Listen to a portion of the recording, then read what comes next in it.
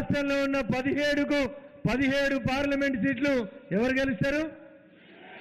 ఎవరు గెలుస్తారు? ఎవరు గెలుస్తున్నారు? అందుకనే కేసీఆర్ మాట్లాడితే ఎండదెబ్బ కొట్టి మాట్లాడిండేమో అని చెప్తా ఉన్నా నేను.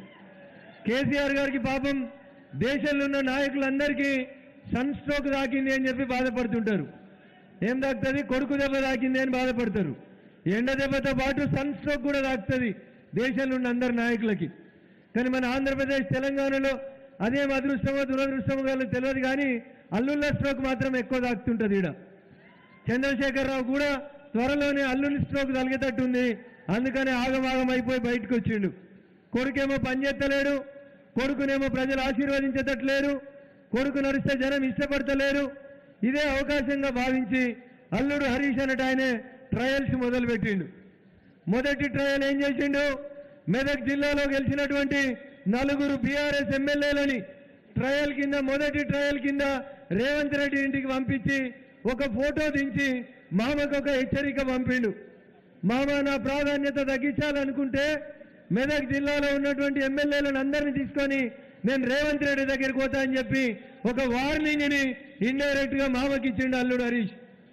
భయపడి అల్లుడా నువ్వు కూడా తిరిగిపో, కేటీఆర్ కి సమానం కూడా నువ్వు తిరుగు అని ఎప్పుడైతే కేసీఆర్ గారు చెప్పిండ్రో అప్పుడు హరీష్ రావు గారు ఇటువంటి తిరగడం మొదలుపెట్టిండు. మెల్లగా మరదల్ని జైలుకు పంపిండు, టీఆర్కు పంపిండు. మరదల్ని పరామర్శించే పేరిట ఢిల్లీకి పోయిండు.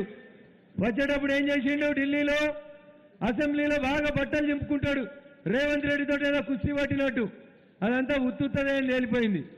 మార్చి 19వ తారీఖు రోజు రాత్రి మరదల్ని తిహార్ జైల్లో పలకరించి వాపసు వచ్చేటప్పుడు రేవంత్ రెడ్డి గారు, హరీష్ రావు గారు ఇద్దరు కూడా ఒకటే విమానంలో 2 గంటల సేపు బిజినెస్ క్లాస్ లో పక్క సీట్లలో కూర్చొని ముచ్చట పెట్టుకుంటూ వచ్చిర్రు. ఏందా ముచ్చట సారాంశం ఏంది? ఈ పార్లమెంట్ ఎన్నికలు అయిపోయేదాకా ఆగు, నేను ఒక 20 మంది ఎమ్మెల్యేలు తీసుకొని నీ దగ్గరికి వస్తా అని హరీష్ రావు రేవంత్ రెడ్డి గారికి మాట ఇచ్చిర్రు. నేను ఇంత గట్టిగా ఎందుకు చెప్తున్నా అంటే, లేకపోతే టెలిఫోన్ ట్యాపింగ్ లో, కాళేశ్వరం ప్రాజెక్టు అవినీతిలో మొట్టమొదటి ముద్ద ఎవరంటే హరీష్ రావు. మరి ఎందుకు కాళేశ్వరంలో అవినీతి జరిగింది? పిల్లర్లు గుంగిపోయినాయి, రేవంత్ రెడ్డి పోయి చూసిండు. మరి అల్లుడు హరీష్ను అరెస్ట్ చేసేందుకు రేవంత్ రెడ్డికి ఉన్న ఇబ్బంది ఏంటంటే, రేవంత్ రెడ్డికి కుడి ఎడమల కూర్చున్న వాళ్ళు ఎప్పుడైనా రేవంత్ రెడ్డి లేవంగానే ఆ కుర్చీ ఎత్తుకపోతామని చెప్పి చూస్తా ఉన్నారు.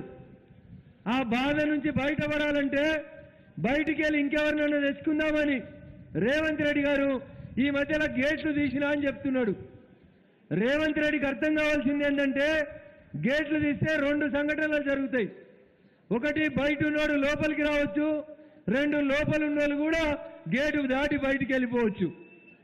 రేవంత్ రెడ్డి కనబడుతున్న మొదటి ప్రమాదం, ఆయన కుడి ఎడమ పక్కన కూర్చున్నోళ్ళే ఎప్పుడు ఆయన కుర్చెత్తుకొని వెళ్ళిపోతారో ఆయనకు అర్థం కానటువంటి పరిస్థితుల్లో రేవంత్ రెడ్డి గారు ఉన్నారు. అందుకని ఆయన నోటికి ఏదొస్తే ఆయన కూడా కేసీఆర్ లెక్కనే మాట్లాడుతూ ఉన్నాడు. ఆఖరికి దేశ హోంమంత్రి గౌరవనీయులు అమిత్ షా గారు మా సిద్దిపేటకు వచ్చి మాట్లాడితే, ముస్లిం రిజర్వేషన్లని డాక్టర్ బాబాసాహెబ్ అంబేద్కర్ గారు రాసిన రాజ్యాంగంలో లేనటువంటి మతపరమైనటువంటి రిజర్వేషన్లని ఎత్తేస్తామని అమిత్ షా గారు సిద్దిపేటలో మాట్లాడితే, ఆ వీడియోని మార్ఫింగ్ చేసి